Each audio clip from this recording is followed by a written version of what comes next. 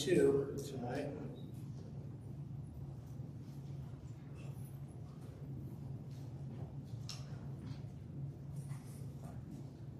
Numbers chapter 22.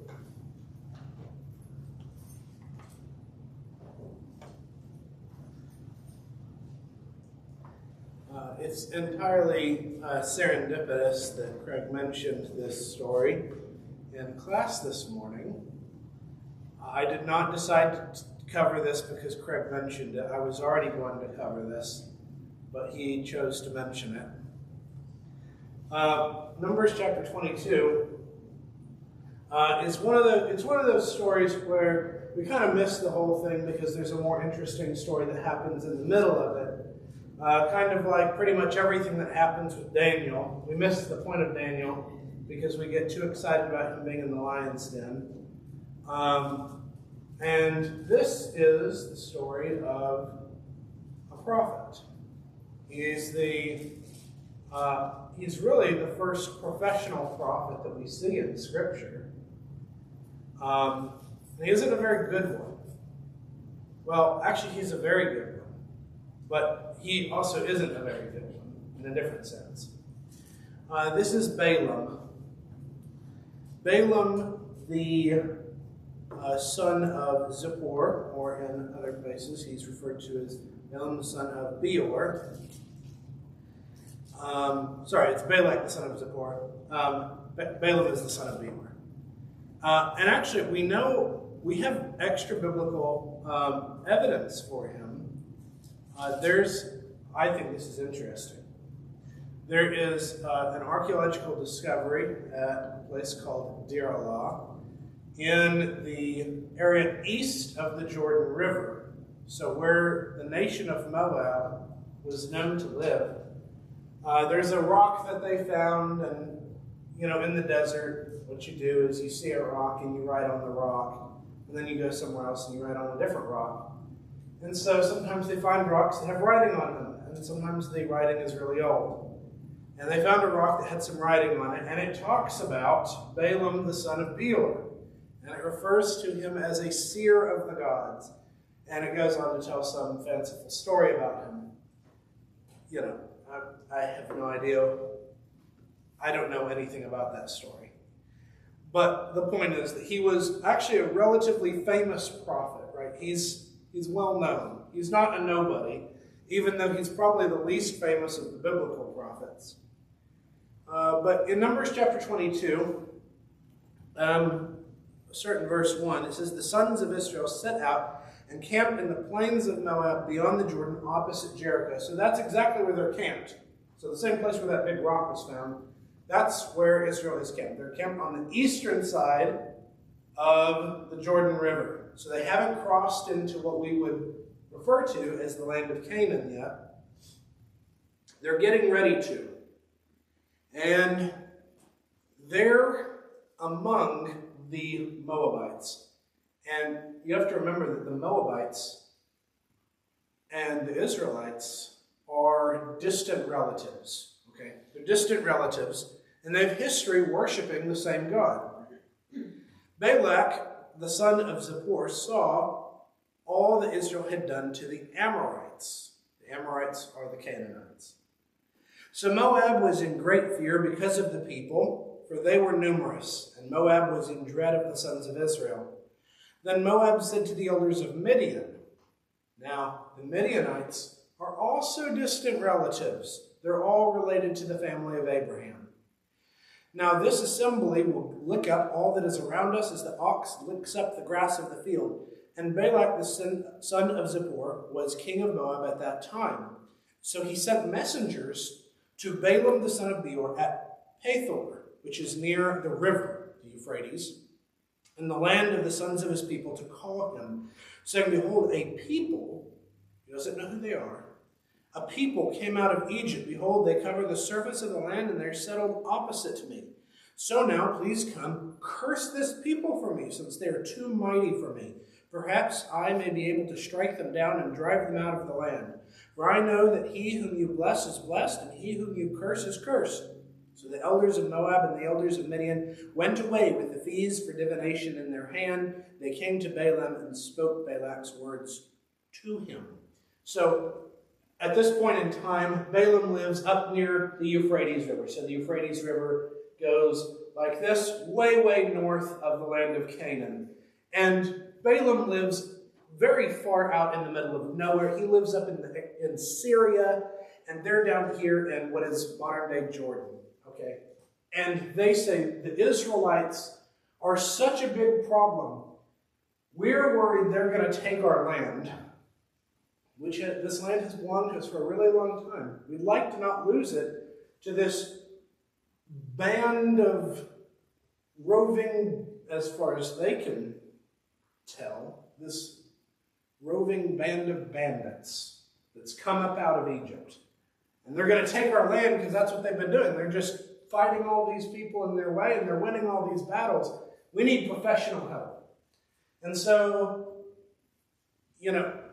today, if you have a major business problem and you say, we want to fix this, you pay a ton of money to a really good consultant. And who knows what consultants actually do, but you consult the consultant and they do their thing, and you're happy that they can do their thing.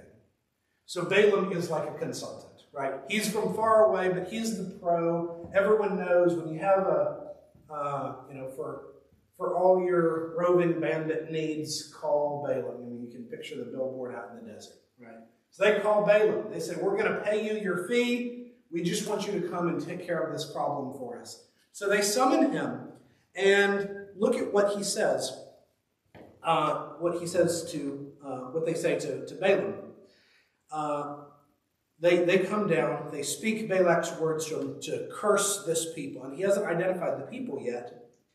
So Balaam says to them, spend the night here, and I will bring word back to you as Yahweh may speak to me. So here we find out he is a prophet, and he's not just any prophet. He actually is a prophet of the same God that the Israelites worship.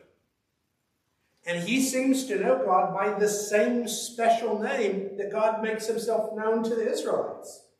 He knows him as Yahweh. That's the God that he worships. That's the God for whom he prophesies. So it makes sense that his prophecies are successful because he's a real prophet. So he says, spend the night here and we'll see what happens. And sure enough, the leaders of Moab stayed with Balaam, and God came to Balaam and said, who are these men with you? And Balaam said to God, Balak, the son of Zippor, the king of Moab, has sent word to me. And so he tells God about the situation. And God said to Balaam, verse 12, do not go with them. You shall not curse the people, for they are blessed. Now, it's not Balaam's privilege to know exactly what God has planned with these people. All he needs to know is that God says they're blessed. Now, if Balaam's a good prophet, what should happen at this point in time? Case closed. It's over. And we just skip ahead to chapter 27 of the book of Numbers. But that's not what happens. No, I want you to see what Balaam does. And I want you to ask yourself, what is his motivation here? God said to Balaam, do not go with them. You shall not curse the people, for they are blessed. So Balaam arose in the morning and said to Balak's leaders, go back to your land, for Yahweh has refused to allow me to go with you. Even in the way he words that, you can see he sounds like he's upset about this. And the leaders of Moab arose and came to Balak and said, Balaam refused to go. So they go back to the king and they say, our mission failed. Then Balak again sent leaders more numerous and more honorable than the former. And they came to Balaam and said, thus says Balak, son of Zippor, let nothing, I beg you, withhold you from coming to me. For indeed, I will honor you richly. I will do whatever you say to me. Please come and curse this people for me. So he says, I will pay you even more. I'll do even more for you. Balaam replied to the servants of Balak, though Balak were to give me his house his house full of silver and gold. I could not do anything, either small or great, to trespass the command of Yahweh my God. And you think, Balaam's a very confusing individual. You think maybe he does just want to do what's right. But if that's the case, then why does he say what he says next? So now please, will you also stay here tonight, and I will let you know, and I will know what else Yahweh will speak to me. Balaam already knows what God's intentions are. He already knows how God feels about this. But he has decided for himself that maybe God is going to change his mind. Now, if God's already said these people are blessed, then why would God change his mind? Why is he expecting God to just decide that this people is no longer blessed? Because Balaam asks him another time? What is it that he is expecting to change? I don't know. God came to Balaam at night and said to him, if the men have come to call you, rise up and go with them. But only the word which I speak to you shall you do. So Balaam arose in the morning and saddled his donkey and went with the leaders of Moab, which he obviously wanted to do. But God was angry because he was going. I know, it's kind of a confusing narrative. God just told him he could go. Why is he upset now? Because Balaam knew that God didn't want him to go. Balaam knows that. There's only one reason for him to go, and that's to go and curse the people. He's still hoping that God is going to change his mind, that God is going to shift his direction on this. So the angel of Yahweh took his stand in the way as an adversary against him. And I'm so sorry. We're going to skip this story. We're going to jump ahead. You know what happens. There's the donkey crushes his foot. Balaam starts beating the donkey. The donkey says, why'd you do that? I've always been a good donkey to you. And yeah, okay, so you know what happens. Well, I want to skip ahead. If you go down to verse 32, it says, Yahweh opened the eyes of Balaam, and he saw the angel of Yahweh standing in the way with his drawn sword in his hand. And he bowed his head down and prostrated himself to the ground. And the angel of Yahweh said to him, why have you struck your donkey these 3 times? Behold, I have come out as an adversary, because your way was contrary to me.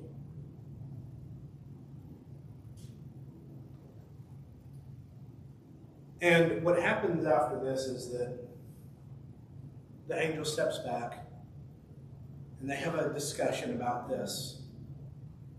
And he's told he can go with the Moabites, but he is going to be restricted to what God says. And you wonder why there seems to be this back and forth. On the one hand, it seems like Balaam is only doing what God tells him he can do. But God also doesn't seem very pleased about Balaam's behavior. And what's going on is that Balaam is living in one way on the outside and a different way on the inside.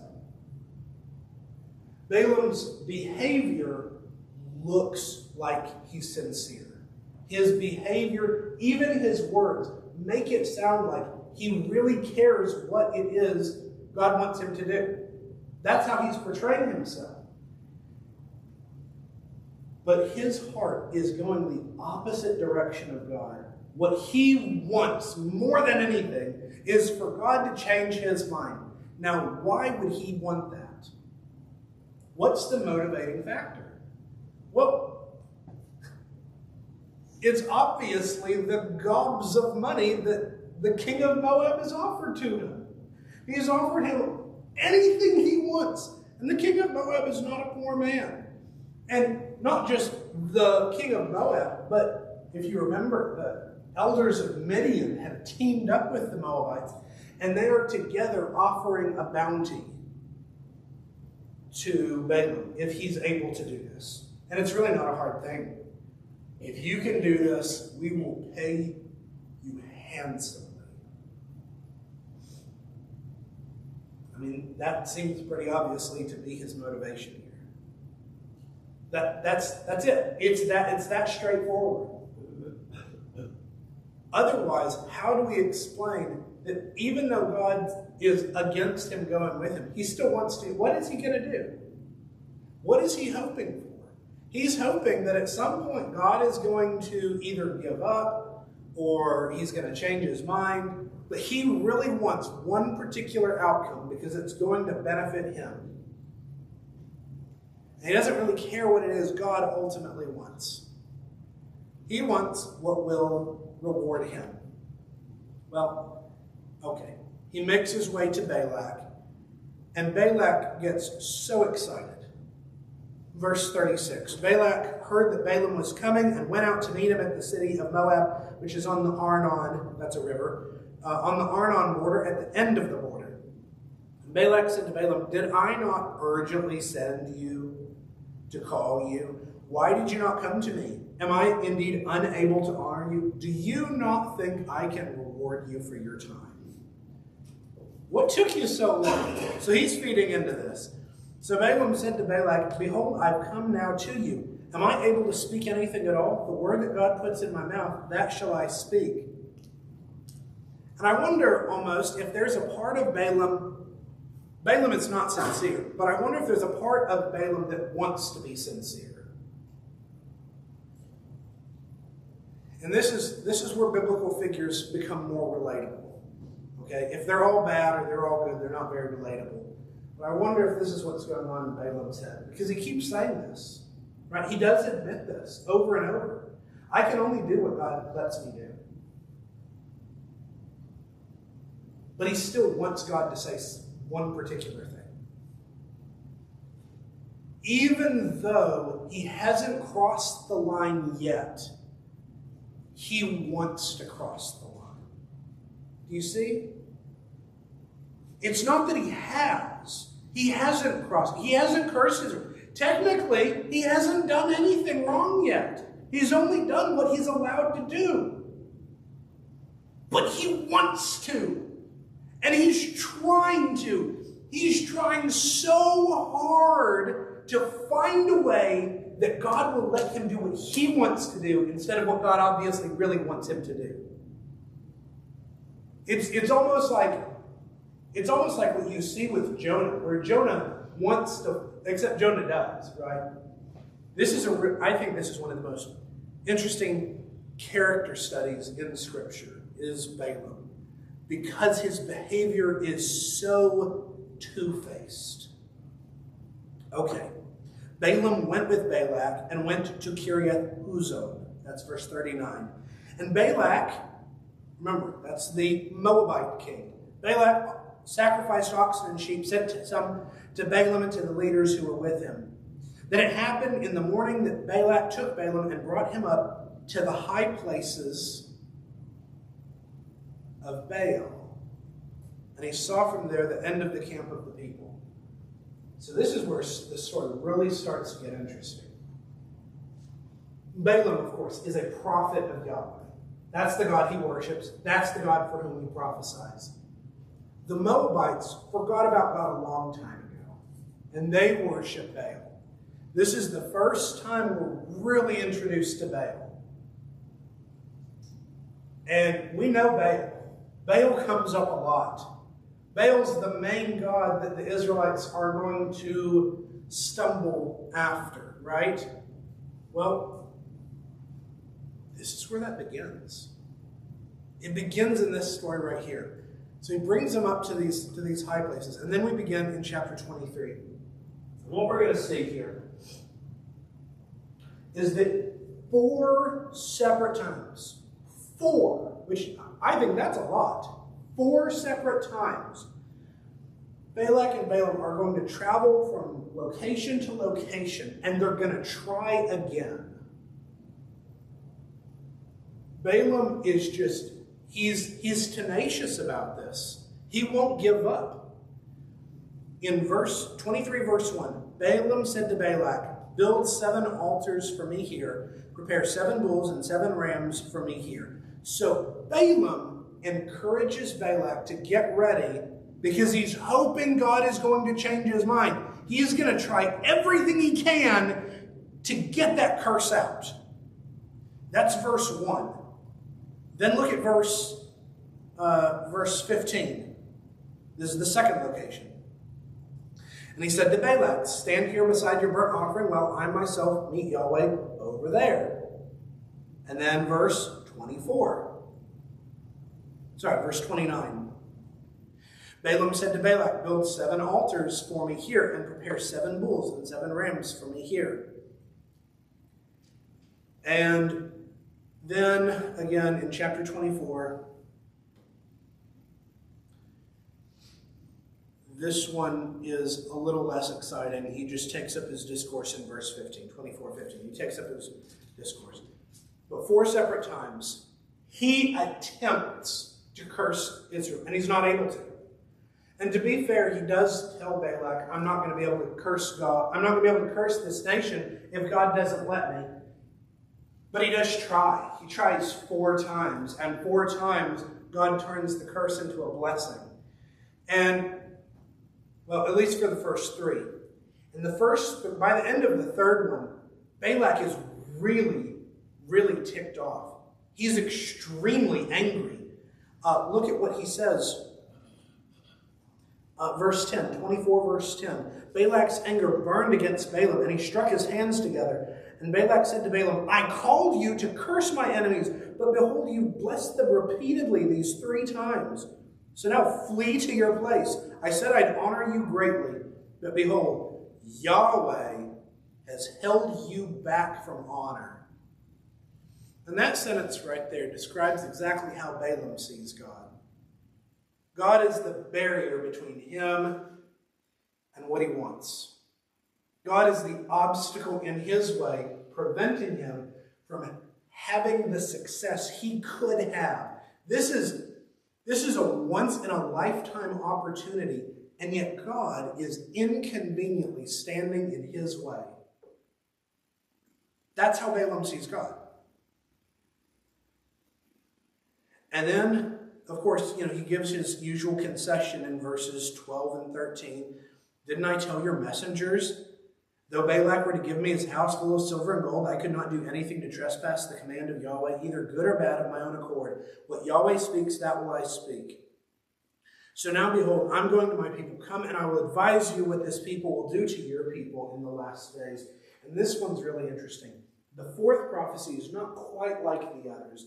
In the 4th prophecy, he begins to list out what's going to happen with the Israelites and what they're going to do. And he says they're going to conquer all these other nations. And what I think is interesting is he gives special attention, verse 20, to Amalek,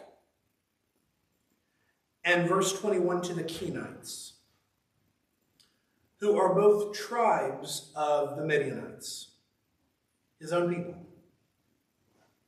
They're both tribes that actually Israel has a very tight relationship with each of them. The Amalekites in a negative way and the Kenites in a good way. Remember, Moses' father-in-law was a Kenite. Moses has family relations to the Midianites. He's bought into this family. Not bought in, but I guess in a blood way. He's maybe through his dowry he's bought in. Okay, but he's tight with them. He's close with them. They're bonded together. And then you see this prophecy, verse 25, Balaam arose and went to his place, and Balak went on his way. And he goes back, they go back to their homes, and you think, that's a very abrupt ending.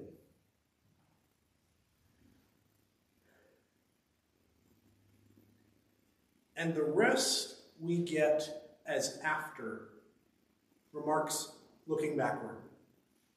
Afterwards commentary. I want you to notice a couple of things really quick. Look at chapter 23, verse 28. This is the last place where Balaam stands to make his prophecy.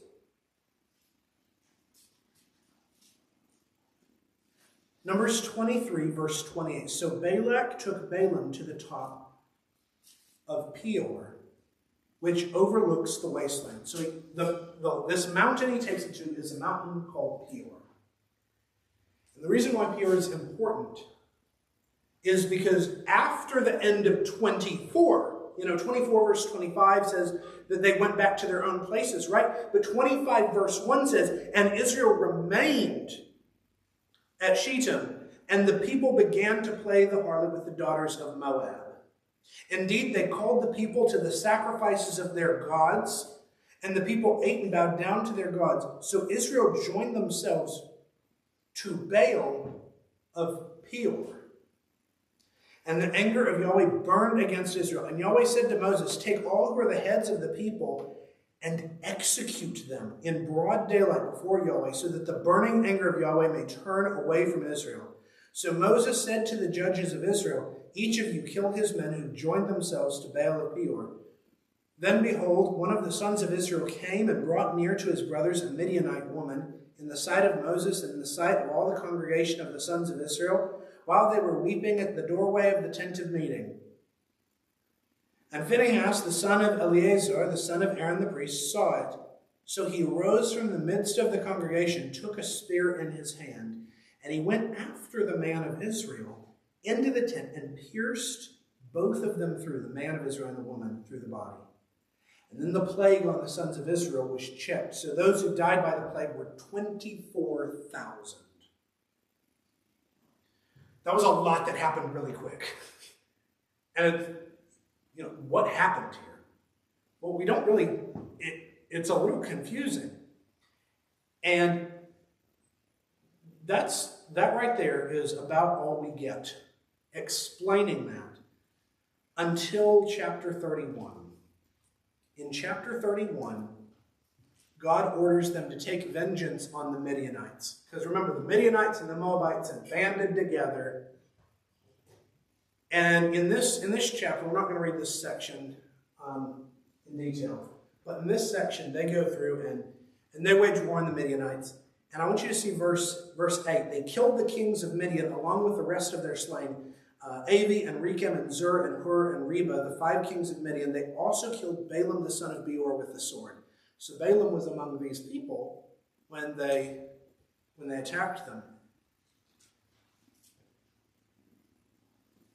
And in verse 16, Moses says, behold, these, he's talking about the women specifically, but he says, these caused the sons of Israel through the word of Balaam to act unfaithfully against Yahweh in the matter of Peor, so the plague was among the congregation of Yahweh. That was that thing we just read. So even though it doesn't get explained back there, now Moses explains what happened back then. What happened was, apparently, after the cursing thing failed, Balaam had a different plan. And I don't know exactly how this worked or how this went down, but however it did, Balaam was involved in getting the Midianites and the Moabites to send their women to Israel and persuade them to worship Baal and to commit harlotry with them. He's involved in this in some way. And he's held responsible for doing this. I mean, it's like a great conspiracy, right? I mean, this is Balaam. He's supposed to be one of the good guys. No, Balaam was behind that. Balaam was the one who orchestrated that whole thing, where 24,000 Israelites were killed as a result of their sin. If 24,000 Israelites were killed, that suggests that 24,000 Israelites participated in this sin. Balaam was responsible for leading 24,000 people astray. For what? For some of this. because he had his price. And Balak knew that. And he knew that if he could push the price up high enough, eventually Balaam would fold. And God kept Balaam from pronouncing a curse. But Balaam didn't have to pronounce a curse. He figured out if they could just get the Israelites to sin, God would curse them for him. And this is how he's remembered. In Joshua chapter 24, Joshua is talking to the children of Israel at the end of his life. Joshua 24, verses 9 and 10. He's speaking to the children of Israel at the end of his life, bring a message from the Lord. And he says, Balak the son of Zippor, king of Moab, arose and fought against Israel, and he sent and summoned Balaam the son of Beor to curse you. But I was not willing to listen to Balaam. So he blessed you repeatedly, and I delivered you from his hand. So God here explains that Balaam was trying. He was trying to curse Israel this entire time, and God was the one who confounded his speech. Maybe reminds us a little bit of Genesis 11 with the Tower of Babel, right? But that's Balaam. That's who Balaam is. He is the one who wanted to go against what God said. And he was looking for a loophole, any way to get out of what he knew God wanted. There are a handful of verses that mention Balaam in the New Testament. Revelation chapter 2, verse 14. Jesus, speaking to the church at Pergamum, says, I have a few things against you, that you have there some who hold the teaching of Balaam, who kept teaching Balak to put a stumbling block before the sons of Israel, to eat things sacrificed to idols, and to commit sexual immorality. Now, I don't know if he's saying that the sins that they were committing were the exact same ones that Israel committed or not. The point is that there are people who are putting a stumbling block in front of God's people. In 2 Peter, Peter says something similar, but he talks about the motivation. 2 Peter chapter 2, verses 15 and 16.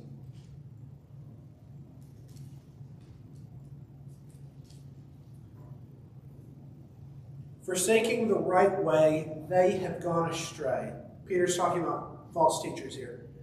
They've gone astray, having followed the way of Balaam the son of Beor, who loved the wages of unrighteousness. But he received a rebuke for his own lawlessness. For a mute donkey, speaking out with the voice of a man, restrained the madness of the prophet. Makes you wonder what he would have done otherwise.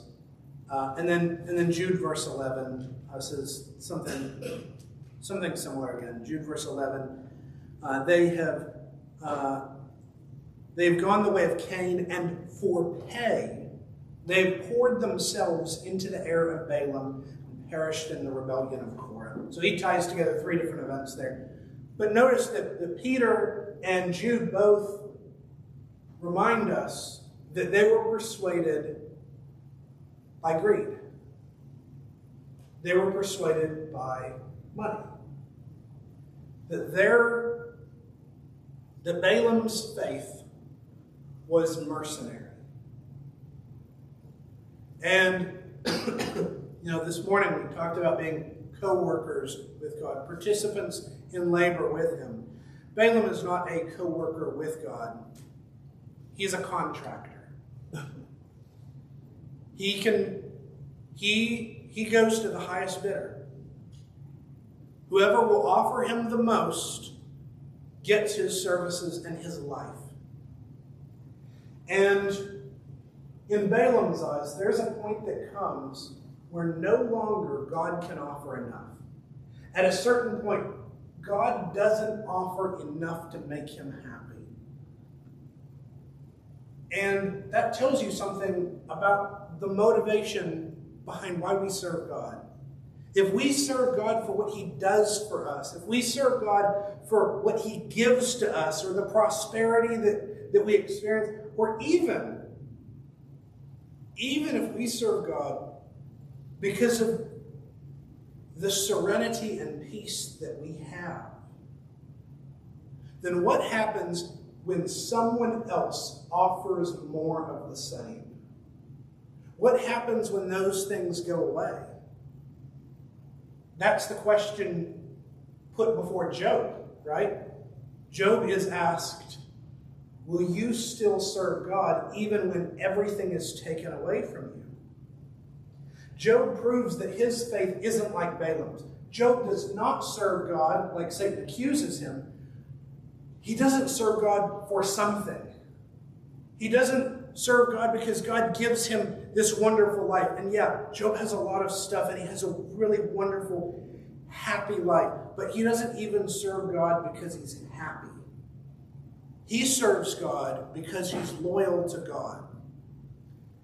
And the antithesis of Balaam is none other than Moses. I want you to see this. We already mentioned that Moses has history in Midian, which I think is interesting. But I want you to read with me Hebrews chapter 11, verses 24 through 26. Hebrews 11, 24 through 26.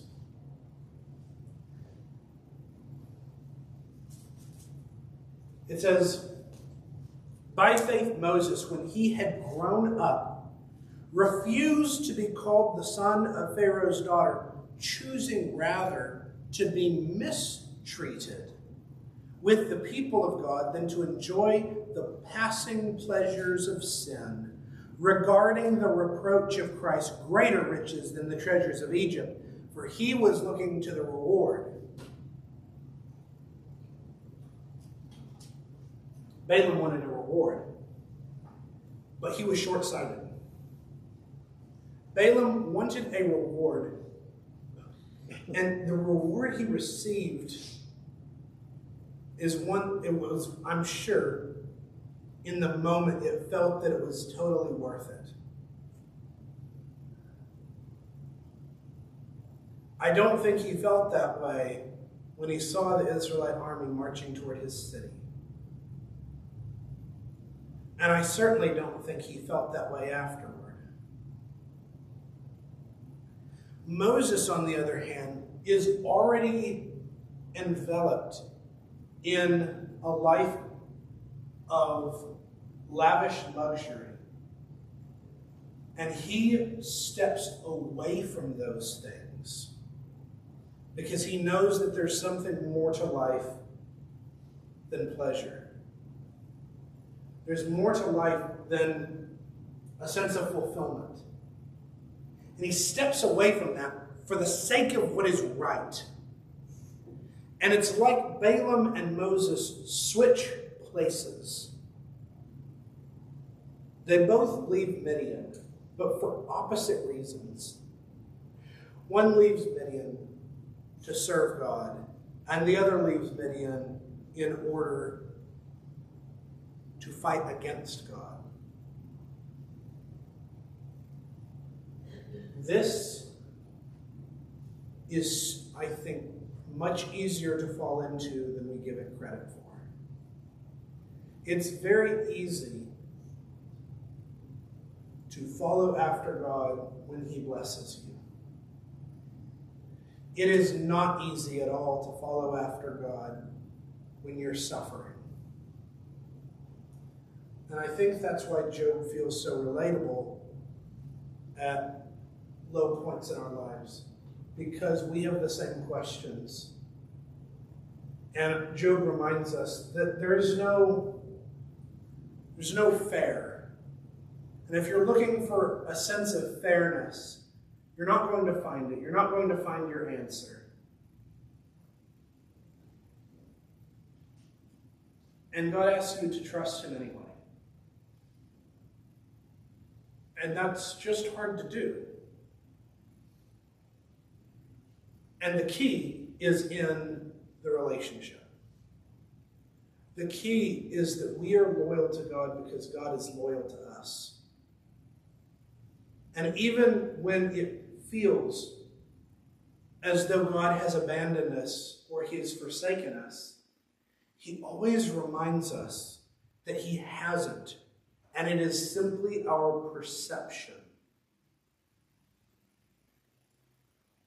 Balaam had the choice to continue being a great prophet. I mean, he already had this reputation. He had the choice to continue serving God as a faithful prophet, and he chose instead to seek after what he wanted, to seek his own fulfillment. And therein lies the lesson for us. Why do we serve God? And this takes a lot of thought and introspection. When you look at what Balaam says, he seems conflicted. Sometimes he really seems as though he just wants to do what God wants him to do. But he also wishes he didn't have to. And that feels far too familiar. God tells us lots of things he wants us to do, and we might do them, but it's quite begrudgingly. It isn't because we want to. It's because we feel that we have just got to.